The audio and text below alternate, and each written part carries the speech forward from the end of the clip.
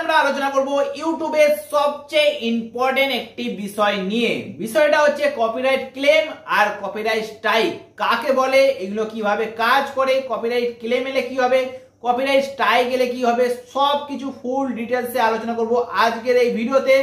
আপনারা যদি ইউটিউবার হতে চান তাহলে এই ভিডিওটা আপনাদের অবশ্যই দেখার প্রয়োজন আছে। আর যদি আপনারা ইউটিউবার হতে চাননি তাহলে দেখার কোনো প্রয়োজন নেই, ভাই কুইট করে চলে যান। প্রথমে আমরা আলোচনা করব কপিরাইট ক্লেম নিয়ে। তো কপিরাইট ক্লেমটা কেন আসে?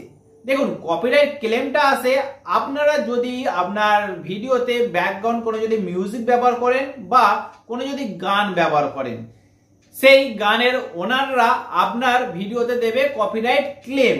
এবার এই কপিরাইট ক্লেম এলে কি হয়? কপিরাইট ক্লেম এলে আপনার চ্যানেলে কোনো এফেক্ট পড়ে না।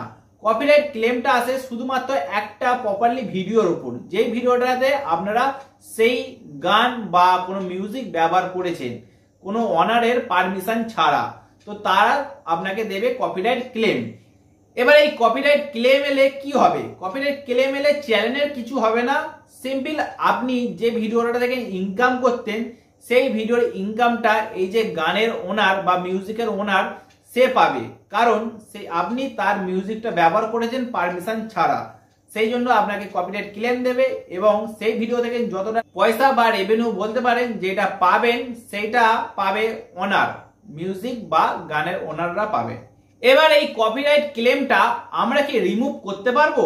তো হ্যাঁ, অবশ্যই রিমুভ করতে পারবো। সেটার উপর আপনারা যদি একটা ভিডিও চান তো আমাকে কমেন্ট বক্সে জানাবেন, আমি একটা প্রপারলি ভিডিও বানিয়ে দেবো। তো কপিরাইট ক্লেম এলে কোনো ভয় পাওয়ার কারণ নেই, আপনার চ্যানেলে কোনো এফেক্ট পড়বে না, এটা একদম শিওর।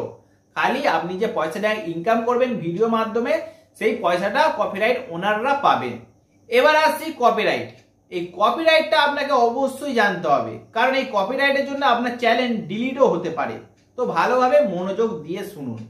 কপিরাইটটা একমাত্র আসে আপনি যদি কোনো ক্রিয়েটারের ভিডিও বা ফটো বা নাম ব্যবহার করেন তাদের পারমিশন ছাড়া, তাহলে তারা আপনাকে দেবে কপিরাইট।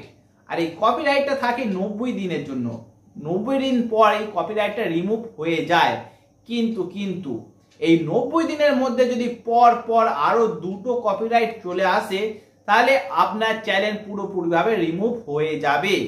এবার আপনারা বলবেন, তো কেউ হিংসা করেও তো একটা কপিরাইট দিতে পারে, বা কোনো কেউ বদমাইশি করে আপনার চ্যানেলে কপিরাইট দিয়ে আপনার চ্যানেলটা রিমুভ করতে পারে, কিন্তু এরকমটা হবে না। কারণ কোনো কেউ যদি কপিরাইট দেয় তো আপনার কাছে একটা জিমেল আসবে। তো আপনি যদি মনে করেন যে এটা ফেক কপিরাইট তাহলে আপনারা ইউটিউব টিমের সঙ্গে কথা বলতে পারবেন এবং ইউটিউব টিমের মাধ্যমে আপনার চ্যানেল থেকে সেই কপিরাইটটাকে রিমুভ করে দেওয়া হবে যদি এটা ফেক হয়। কিন্তু যদি অরিজিনালি কপিরাইট স্ট্রাইক হয় তাহলে ইউটিউবও রিমুভ করবে না।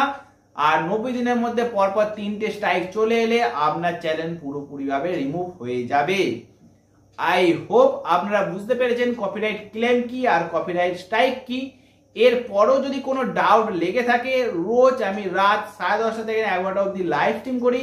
এই লাইভে আসবেন, আমাকে এনিথিং কোশ্চেন করতে পারেন, আমি আপনাদের সমস্যার সমাধান অবশ্যই করব।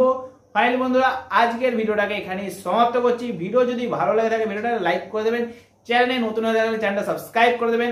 এখনো জন্য আসছি, পরে আসবো একটা নতুন শানদার ভিডিওর সঙ্গে। এখনো জন্য বন্ধুরা টাটা, বাই বাই।